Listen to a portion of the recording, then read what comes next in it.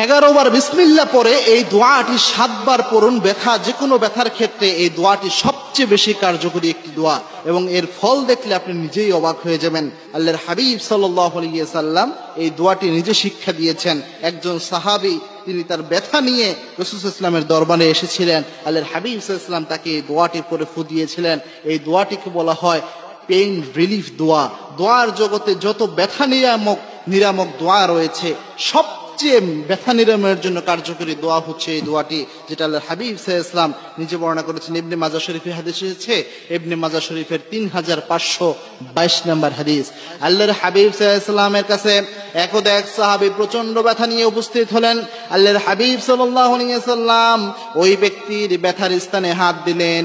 ব্যথার স্থানে হাত দিয়ে বিশ্বনবী 3 বার বিসমিল্লাহ পড়ে আল্লাহর হাবিব একটি দোয়া পড়লেন, আউযু বিইজ্জাতিল্লাহি ওয়া কুদরাতিহি মিন শাররি মা আজিদু ওয়া উহাজিরু। এই দোয়াটা বিশ্বনবী ইসলাম পড়লেন। ওই সাহাবী বর্ণনা করেন, এই দোয়া পড়ার সাথে সাথে কিছুক্ষণের মধ্যে আল্লাহ আমার শরীরের ব্যথা ভালো করে দিলেন। সাথে সাথে তার ব্যথা ভালো হয়ে গেল। সে ব্যথার কারণে কাতরাচ্ছিল, মৃত্যু হয়ে যাবে এরকম কষ্ট অনুভব করছিল। সে এরকম অবস্থায় বিশ্বনবী যখন এই দোয়া পড়ে ফু দিলেন, সাথে সাথে তার ব্যথা ভালো হয়ে গেল। সুতরাং এই দোয়াটি অনেক বেশি গুরুত্বপূর্ণ একটি দোয়া। এই দোয়াটি আল্লাহর হাবিব সাল্লাল্লাহু আলাইহি ওয়াসাল্লাম পড়েছেন। বিশেষ করে 11 বার বিসমিল্লাহ, এই জন্যই বললাম, যদিও আল্লাহর হাবিব 3 বার বিসমিল্লাহর কথা বলেছেন। বিসমিল্লাহ কিন্তু অনেক গুরুত্বপূর্ণ একটি আমল ব্যথা ভালো করার ক্ষেত্রে। রোম সম্রাট কায়সার একদা ওমর রাদিয়াল্লাহু আনহুকে বললেন যে আমার মাথায় প্রচন্ড ব্যথা আমি অনুভব করি, সেক্ষেত্রে কোনো আমল রয়েছে কিনা। ওমর রাদিয়াল্লাহু আনহু রোম সম্রাটকে একটা টুপি হাদিয়া দিলেন।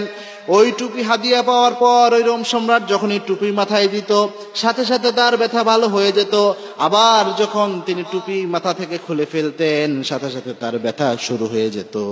তিনি চিন্তা করলেন এই টুপির মধ্যে কি এমন অলৌকিকত্ব রয়েছে যে টুপি মাথায় দেওয়ার সাথে সাথে ব্যথা ভালো হয়ে যায়, আর টুপি খুলে ফেললেই আবার ব্যথা শুরু হয়ে যায়। তিনি টুপিটা খুলে দেখলেন টুপির মধ্যে লেখা রয়েছে বিসমিল্লাহির রহমানির রহিম।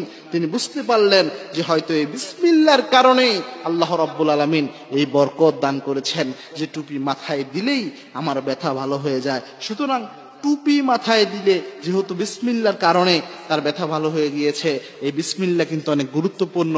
সুতরাং অবশ্যই চেষ্টা করবেন যে কোনো ব্যথার স্থানে হাত দিয়ে 3 বার বিসমিল্লাহ অথবা 11 বার বিসমিল্লাহ পড়ে এরপরে এই দোয়াটি পড়ার জন্য, আউযু বিইজ্জাতিল্লাহি ওয়া কুদরাতিহি মিন শাররি মা আজিদু ওয়া উহাজিরু, এই দোয়াটা যদি পড়তে পারেন, বিশ্বাস করেন যে কোনো ব্যথায় এই দোয়াটা অনেক বেশি কার্যকরী।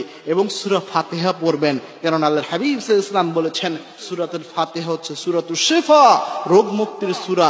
যে কোনো সমস্যার ক্ষেত্রে সূরা ফাতিহা কাজে দেয়। এক সাহাবী পেটের মধ্যে ব্যথা অনুভব করছিলেন, সূরা ফাতিহা পড়ে পানিতে ফু দিয়ে ওই পানি পান করার কারণে ওই সাহাবীর পেটের ব্যথা ভালো হয়ে গিয়েছে। সুতরাং এই আমলগুলো যদি করতে পারেন, ইনশাআল্লাহ আল্লাহ রাব্বুল আলামিন যে কোনো ব্যথায় আপনাকে আল্লাহ রাব্বুল আলামিন পরিত্রাণ দান করে দিবেন ইনশাআল্লাহ।